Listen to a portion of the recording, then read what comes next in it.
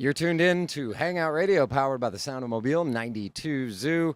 I'm Tony, filling in for a second here for Gene, and we've actually got on the bus with us right now, Alan Stone. How you doing, man? Good. How are you, brother? Man, I am doing great. I couldn't really actually call this work, I don't think.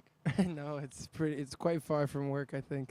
Yeah, you see the difference between what you do for a living and it actually being called a job sometimes when you're out. Now, this is your second time at Hangout? This is, we didn't play last year. No, we played the year before last. Right on. Now you're from, say the name again, Chewelah, Washington? Chewelah, Washington, yeah. You can just say Seattle. Right, right. Oh, so it's right around that area, huh? It's not. It's a ways away, but it's a speck of dust. Right on. And I live in Seattle. I've been in Seattle for a while now, so. And we were talking a little bit right before we went on the air, and you said that most of the names around there are mostly Indian names. Yeah, a good amount of them. Chewelah definitely is for sure. Right on. Well, you have already done your set, man. So are you going to have to bust out of here right away?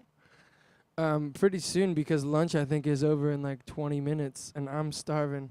Oh, right. Right on. Well, we will get you over there where you can get something to eat. I was just saying, are you going to be able to stay and enjoy some of the festival? Oh, that's what you meant. Yeah. Yeah, well, we fly out tomorrow, so we're gonna hang tonight and kick it, watch some good music, have some brews, and we're on the beach, so you don't want to leave at all. No, definitely. I know that had a couple of bands on, and they said, "Oh, we got to fly right out," but we're definitely going to be back. So that's good. You at least get to hang out. Somebody you're looking forward to seeing? I haven't even had a chance to look at the schedule, man. These festivals are crazy because it's just like it's like the NBA draft, like everybody's good. Yeah, you almost don't know which way to turn. I kind of prefer to just not look at the schedule and just be surprised and end up where I end up. Man, that's actually kind of a good rule for life, period, you know? Yeah, no planning. I guess every once in a while you do have to bust down a little bit. Well, now you do have a new album on the way soon, right? Is that what I heard? Yeah, I'm putting the finishing touches on it, and it should be out hopefully this year, but you know how it is with those things and us artists. Yeah, like you said, just see what happens. Yeah, you got to make them perfect. So, but it's about 99% done at this point. I think we got a couple more songs to write, but other than that, I'm really pumped about it. I did a good amount of it in Sweden with this producer named Tingsek, and then also a good amount of it in Chewelah, this little cabin that I have. I built a studio in there, and so I've been doing that. Right on. Now, you just said, you got to get it right, got to get it perfect. Do you consider yourself kind of a perfectionist, at least when it comes to that? Are you one of those people that just, even after it's done, are you going to be like, oh, man, I don't. Recorded music is tough for me. I like playing live because you don't have to hear it afterwards. Right. Recording's hard, man, because I'm my worst critic, and I don't like listening back to my own voice. Right, I know that feeling often. for sure.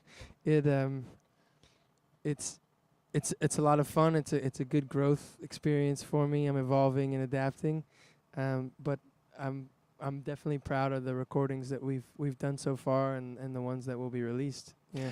Now, with that disparity between live music and recorded music, have you ever talked yourself out of a song? Like sat there and been producing and went over it a couple of times and we're at that stage and still just like, man, now that I've heard this 15 times, it just ain't for me. Oh, yeah, totally. Yeah, that happens all the time.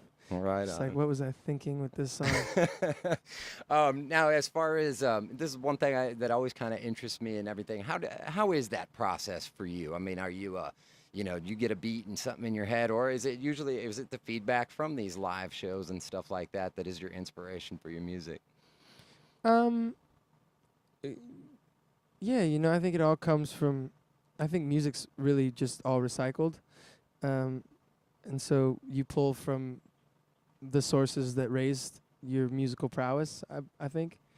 For me, I always want to think of the listener, and I always want to create a song and an experience for them that they can universally understand and connect with. All right. So lyrically, that's where that ends up typically, and melodically, I want to make sure that people can sing along to the song as well. Right on. Not too dumb, but not too smart. Well, it's pretty well documented, your early years and your connection to religion, and you're starting out with song in church and stuff like that. Now, do you feel that even though some of your viewpoints have changed on that, and I'm not putting words in your mouth, but doing some reading, you said that the more you study, the more you learn. Like with anything in life, your viewpoints have changed. Yeah. What do you think you took from that, though? Even though it may not be as big of a part of your life, what do you think you Yeah. took from that as a child? I mean, definitely community for sure. Right. A sense of family and a moral compass without question. I've held on to a good amount of everything that I was raised with. Heck yeah. There's a little bit of stipulation in specific aspects, but the majority of what I was raised with is still definitely ingrained in my brain and my heart For sure. Yeah. I felt a connection there just because of how strongly into that I was as a child and then moving away from it. But I just feel like you can call an ethical basis for yourself or a moral basis for yourself, even if the dogma doesn't follow you for the rest of your life. Oh yeah, without question. I think that those truths exist all over the place. It's not just a truth that was traditionally ordained from some higher source. I think it's a learned scenario. Unfortunately, not everybody's taught those ethics and those moral guidelines. But I think if you're smart, you understand that those guidelines and those ethics typically lead to a happy, prosperous life. Heck yeah, I'm right on, man. Yeah. We're talking here with Alan Stone, live from the Zoo Lounge down here at Hangout Radio. Hangout Radio, powered by the Sound of Mobile 92 Zoo. Man, I so appreciate you swinging by today. I know I'm just going to say this on the air because Pablo is listening and he really wanted to say hi to you. So if you guys don't cross paths, he said you're one of his favorite musicians and he had a lot of fun meeting you at the last one.